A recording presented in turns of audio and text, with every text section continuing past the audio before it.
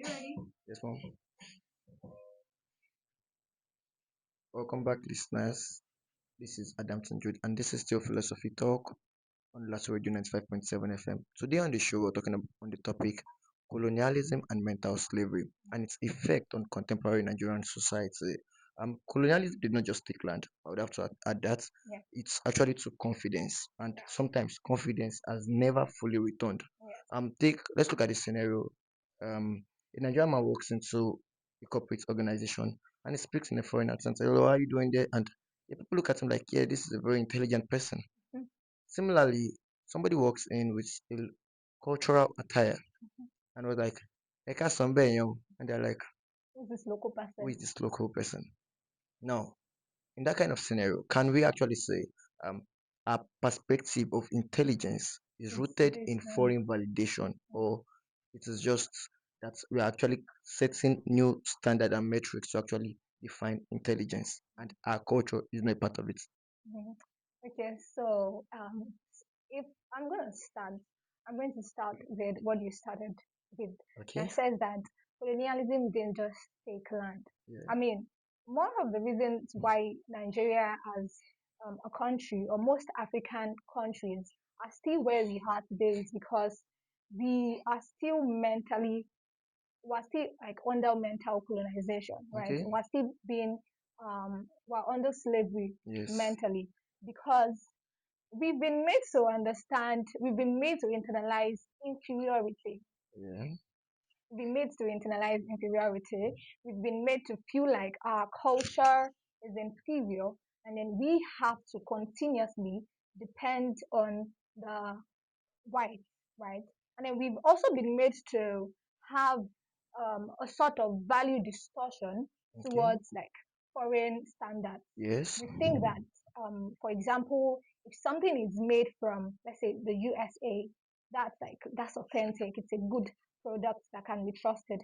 But if that thing is made from Nigeria or any other African state, we think that it's not going to be like valuable Valuable, or like yeah, and will not stand the test of exactly time. Like we do not even have faith in our we products. don't have faith in our product exactly, so it's that terrible, and all of those things are just conditioning, and that's just what we're talking about today. It's Yeah. just a matter of how the colonizers have come to they came to not just take our lands but to colonize us mentally. Mentally, I mean, actually. they made us understand that what we were doing before they came in was it was barbaric, it Mhm. was inferior, it was not the way that we ought to do things.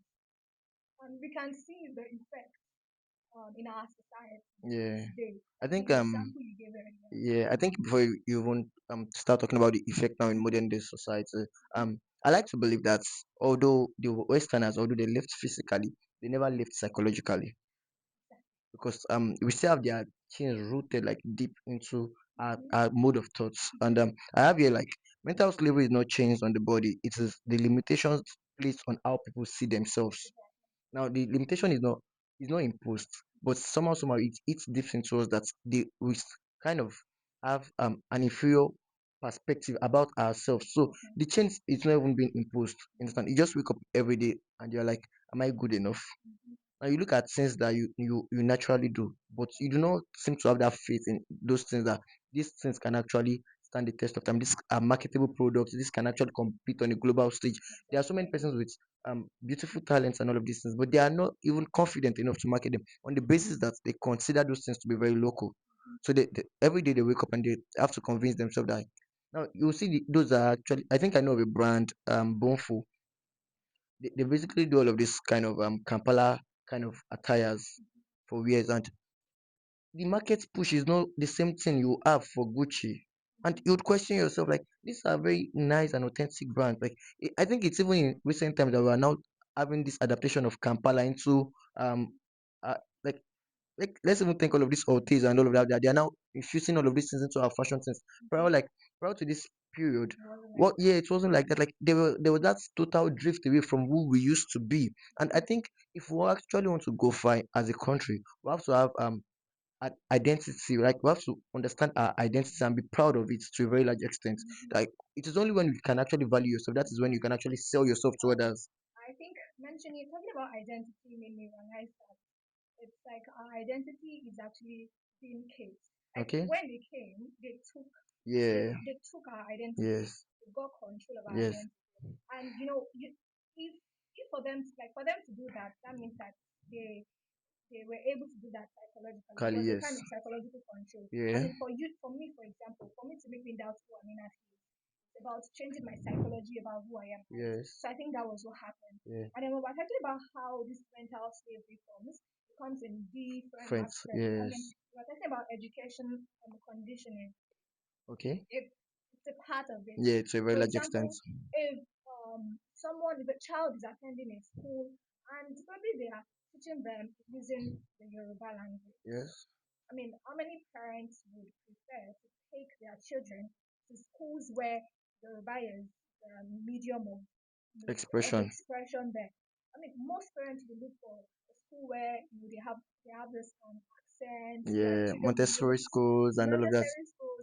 So I mean, all of this conditioning, yeah, they are psychological control that colonialism has left on us. Oh, yes, And also actually. talking about cultural hierarchy, Yeah. I meant to think that okay, Africa is underdeveloped. Africa is below, the Yep. European countries are the one above Yes. and all of those things. Yeah. So all of these things are just mechanisms to show that we are still under, maybe not physically under their control, like 100%, but like mentally, psychologically, we are Psychologically. still under the control. Yes. The To a very control large extent. to a And very large now extent. let's look at what philosophers would say.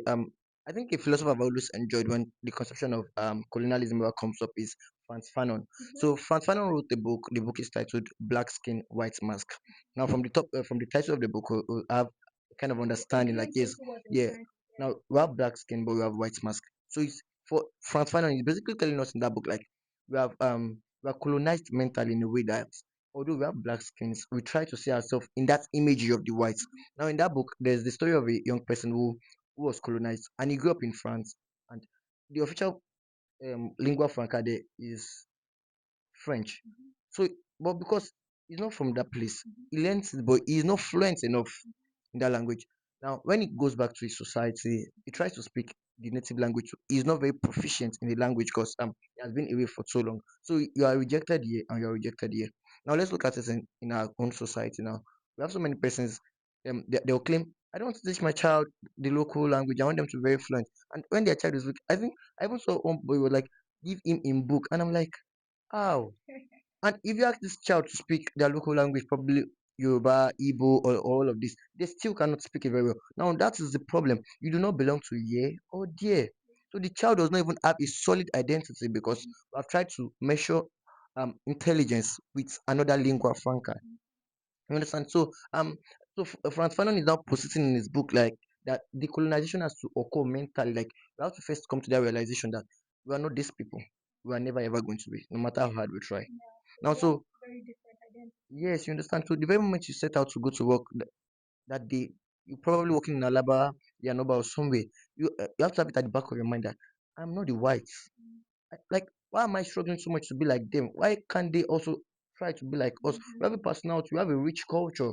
And until we start having faith in this kind of culture, I don't think we're ever going to break ourselves off from that mental shackle because that chain is still going to be there. And the very interesting thing about it, the chains are mental, so there is no deliverance that is coming from Exactly. any other place And except you are willing yourself. and to be very honest, I think that it's there are levels to psychological damage. Yes. I mean, there are Yeah. levels to it. Yeah, actually. But I think this is really rooted in the core of our being. Yeah. It's like how we've been trained since we were young. I mean, how our parents were also Well, so trained, trained, and yes. how because now there is a kind of effect in our society that is cultural, Okay. it's intellectual, and at the same time it's social. And I mean, this different aspects is what builds up the See identity of of a an particular individual, yeah. individual. Now, we're talking about the effects that this mental slavery of colonialism has brought upon contemporary Nigerian society, and we're looking at it in regard to cultural manifestations of it. We're looking Okay. at accent, prestige. Yeah. I You know. I know that's the first thing. Yes. When I, in my secondary school, we Okay. really do not have we don't have accents, we're just normal students. Average English school, speaking, yes. we're Second just class speaking English English, right? users. But then there's this other school, like it's very close to my school. You hear them speaking with British accents, like, "Oh, how are you doing?" And I can remember my friends and I were just looking at them and they don't know anything. To them, the only thing they know how to speak is English. What's the name of your They school? don't, Saint Paco. what do you mean? My school was in Stockholm. But then it was just, and people really do think the reason why most people take their kids to that school, even though they can't afford the The fee, fee, is yeah. because of the way they see these students speak outside. You hear them speaking with accent. And this really made me understand that there is this prestige that comes with how well you can speak, Speak, especially when yes. it comes to your accent. Yeah. And should it be so? Franz Fanon actually said the most powerful form of control is when the oppressor sees themselves as inferior. I can feel exactly. Like, and for me, like, there are no words to ever rightly say. Like, it happens when, like, the oppressors, they are seeing themselves as inferior. So every day you wake up, you cannot value what you are. Don't Exactly. bother, And because you don't even consider it valuable it, enough. when it even comes to this accent prestige, I Hmm. really understand it because I've been through it. Yeah. I really understand And it. I think Ongiwa Tiongo would also tell us that language is a tool of oppression, because the very moment we start measuring intelligence by a By foreign lingua franca, that's where we've actually gotten it wrong as a society. Now we'll have so many innovations. Even if you go for preaching, nobody cares about your local language, bro. Like, all you have to do is come there and be like, honestly, ladies and gentlemen, I am a. I mean, it is I feel very like much funny. sometimes someone might not actually be making sense as a matter of fact. Yes. But as long as you hear them speaking, like, Yeah. you think they're making sense. The thing is, there are so many persons when it comes to matters of intelligence, they travel light, but you cannot know because they present it in a way that it is very much structured. You think yes. Yeah, so every time you want to applaud them, and like, you understand, And like, another thing is that we try so much to imitate the lifestyle of those people. yeah. And I always believe, like, when people abandon their language, they slowly abandon themselves, because language serves as the bedrock of That's the like our society. glue. Yeah, And like, that's the way, I think it's a medium for us to understand one another, right? yes. But if that is no longer like there, it's no longer the core, it's not like something that is missing. Yeah, I think so it's to a a very large missing extent, link. so the very moment we start abandoning language, start abandoning ourselves. Because now, if you are selling paper, oh, and you are telling me I'm not speaking English good enough. Like, what's my business and English? Like, now that's even like, let's even very practical about this. I know somebody, like, I've never even seen I her. think let's talk about this Well, with like, regards to yeah, cultural embarrassment. yes, I think that would actually give you the solid example to explain this. Some yeah, people will be embarrassed that they are Yoruba. yes. Like, and you'll be like, I'm not. Like, I'm, why are you not proud enough about it? I'm That is your not. identity. That is who you are. But slowly we're abandoning ourselves because we're trying to embrace the foreign culture, and it's even that's even eaten deeply into our movies, our The way music, and all of that. Like, its effect is very much exactly. obvious, So because that's you would the see people try to make. I are trying an African person. You are singing pop. Like, I don't know of an African artist, and he's trying so hard to look like Tupac. Like, why are you trying so hard to look like you're from exactly. Canada? So Like, now we've looked at the cultural aspect of it. yeah, and its So effects. and then Yes. we should look at the intellectual aspect of it, Oh, where yes, yes. foreign theory dominance. For example, this thing is something that we talked about in African philosophy class a lot, Okay. where our lecturer would be like, we think that the philosophy of the white people is superior to So ours, as and should it be that way? hmm No, and that's what we look into deeper after returning from this short break. So, welcome back. This is the Philosophy Talk on Latin Radio and 5.7 FM, your slightly unique campus radio. And I'm still your host, Aminat Babakide, alongside my co-host. Adam St. Jude Yeah, and we're talking on colonialism and mental slavery and the and its effect effects on on contemporary contemporary Nigerian Nigerian society. society. So, before we went on the break, we were talking about how we think that the philosophical ideas and the Yes. concept of the white Mm-hmm. are superior to ours. Yes. Why should it be so? No, it shouldn't. It shouldn't. Shouldn't. I mean, We can actually do so much better. Like, we can so much so better, much better. so Yes. much better. Mm-hmm. But then we copy and paste.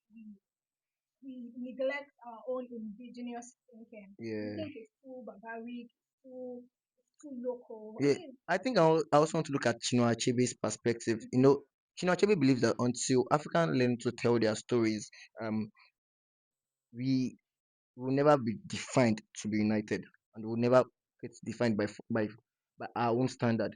So Exactly. I think it's also a problem because there are so many persons who do not understand their historical roots. So Hmm. how do you expect them to be proud of that kind of culture? Also, if you are waking up like you have your first child, you have your second child, make them understand how am I an Igbo person? What is the ancestral story behind Behind, being an Igbo? Like all of these things would root us and deep I, back I saw into our a culture. video yesterday that Yeah. made me really think of how, like, I'm Nigerian, yeah, but Okay. I'm also African. But then, what exactly do I know about being African? How much of my ancient Roots. historical roots do I know? No. Yeah. Because this lady was actually showing monuments, African monuments, Okay. and asking where they are located and No. what brought about But these this. monuments. And I got nothing. I know Wow. nothing about also like five pictures that came up on the screen. I knew Queen. nothing. Wow. That shows that I really do not know anything about my historical roots as an Roots. African, and it shouldn't be At so. all. At all. At all. I don't think it's a very very It fair shouldn't be so. advantage. I And don't think. we fail to, according to what my younger sister was sharing with me last week, Mm-hmm. they are no longer taking history classes. They're no longer making it compulsory for them in secondary school Yes. anymore. It is not. Why? I mean, this is one of the ways that we get to know No. our Our history. history. We get to get entrenched into the Yes, system. exactly. We know our history. We know where the problem lies, and we know how to move forward. But we don't know them. I don't know how we're going Yeah. to move I think I have a question here that I would like to ask you. forward. Do Nigerians value foreign validation more than local excellence? Okay. Why is that? Nigerians do. Like, for example, if you post, you're a creator, right? Yes. You post something online, Mm-hmm. and probably you've seen black people, probably fellow Nigerians, like to comment, Yes. and you're like, oh, it just is so mind blowing, it's Yes. excellent, it's a validation. Yes. If a white person, or let's say just three white people, also come to that, and then they comment Yeah. on it, and you're like, oh, so this is brilliant. Yes. Do you think you would not prioritize their own comment on top of the fellow I'll Nigerian? personally I'll prioritize the cumulative comments. Like I want to look at the numbers. I want the numbers to actually If work you in my say favor. so, if you say so, because I think the idea would be that for people outside of your experience I'm making to sense to other cultures. resonate exactly what I'm trying to say. For people outside of your experience to resonate with what Yeah. you're posting, that shows that okay, you're actually doing something great. It Yeah. would not really matter. It might matter, but it would not really matter to a large extent if Yes. other people, like other Nigerians or Yorubas or Mm-hmm. you, have commented and said, "Oh, this is really brilliant." Brilliant. But it will Okay. matter more if the comments, Mm-hmm. like the white comments. Yeah. Okay. So my other question is: can Nigerians be politically independent but mentally dependent? Can Nigerians be politically independent Yes, but mentally dependent. but mentally dependent? Huh. Hmm. I have to like sigh and think so much about that Okay. because I think that so much of our political independence comes from being mentally dependent. I think it's, for example, our political ideas and our beliefs they come from our mental space, right? They come from how we think about But these this things. They yes. come from how we link them to politics and all of those things. Yes. So I really do not think that one can we can be politically independent Mm-hmm. without being and still we can be politically independent And while being mentally. mentally dependent. I'm actually not saying that way. I think to a very large extent, Mm-hmm. when it comes to politics, we are very much independent. Nigeria is a sovereign. Understand? So we take so many Sovereign, autonomous. sovereign in the sense that I think that it goes deeper than that, Okay, right? We are sovereign on paper. I mean, Nigeria is a sovereign is that your country perspective? because I mean we have government, we have all of those things, Yes, but we make autonomous decisions we make autonomous decisions. How are you sure that it's really autonomous? I to mean, a very large extent. okay, To a very large extent, okay, most of our I like to believe most of our decisions as a country are not influenced. I like to believe it. I mean, so to a very large extent, we make autonomous decisions. But when it comes to our mentality as individuals, I think it is shaped by foreign standard, and that's where we're actually getting it wrong. Because we have talked about the concept of language and how it plays a vital role into this. And we've talked about we also do you talk know? about being a Do you creator know and how democracy is not an African?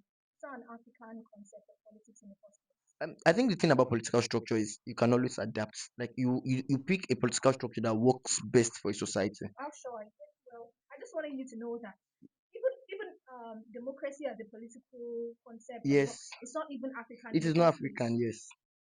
So is that your yardstick to measure us to not be I am not. politically independent? It's not that I'm using it as a yardstick. I'm just pointing it out to you so that you know that even the democracy that was practicing Like it as is a just, form of government, yeah, not it is just the most practical in the sense that we are diverse when it comes to yes, culture. you're going We have to about 770 ethnic groups. Like there's no kind of I don't like to believe there's a form of or system of government that would actually suit us better than democracy, okay. because we have to include all of these persons across all of these ethnic groups without making anybody feel inferior.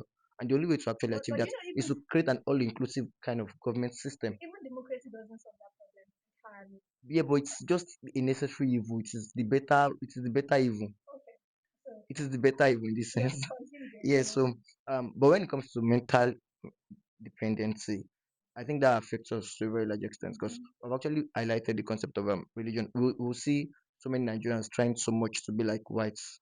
We'll see them trying so much to be like whites. So uh, our mentality is shaped by foreign standards, and it's very much reflective in our music. It's very much reflective A movies. lot of things Yes, that we do. so A it lot is of very much things that we reflective do. in all of this things. Even as creatives, as young creatives Mm-hmm. too, we're trying so much to. Now you ask the average Nigerian now, it is in their dream for them to travel out, and most of them are not even willing to contribute back to the society. I think we have to have a reorientation whereby people try to understand their identity, that this is who we are, and we have to be able to, if we're ever going to make this country to compete on that global scale, we are the one that are going to We do it. need to go with our We have to do identity. it ourselves, and we We have to not put get in the lost in the work and all of crowds. that, you understand. So to a very large extent, the work actually lies with us, and we have to do it. And Mm. God's willing, like, hopefully, I like to believe that we are going to get there as a society. Okay. I like to believe that I'm a creature of hope. Okay. Okay. So is that your last question? Is that your final So let me question? ask, is mental liberation more difficult than political liberation? Yes. Mental liberation is more difficult because I mean, if we are mentally liberated, Mm-hmm. that's going to burn into our political liberation as well. Okay. So it starts from being mentally liberated, and Yes. then we can say we Yeah, want to so get. So it's I more think, difficult. yeah, I think I'm agreeing on that. So mental liberation is more difficult than political liberation. Yes. Yes, well, I've seen people champion activism and all of these things because they are tired of the political structure. It's But when it psychology, comes not to our you. mentality, like even Franz Fanon will tell you us that violence is a necessary It's form a of necessary form of decolonization, decolonization. Yeah. because unless we are very much radical about it, we are Mm-hmm. never ever going to achieve it. Yeah, so I think I jotted down here, like, colonialism reshaped not just systems but self perception. People begin to unconsciously limit themselves. So, the most effective prison is the one the prisoner does not see. Exactly. And that's the thing. So, because there's no metric for us to measure that this is how much it has eaten deep into the system. So I think that's our most effective prison, because we cannot say it. And um and I think now I'm actually pushing out an appeal for us to actually have a reorientation.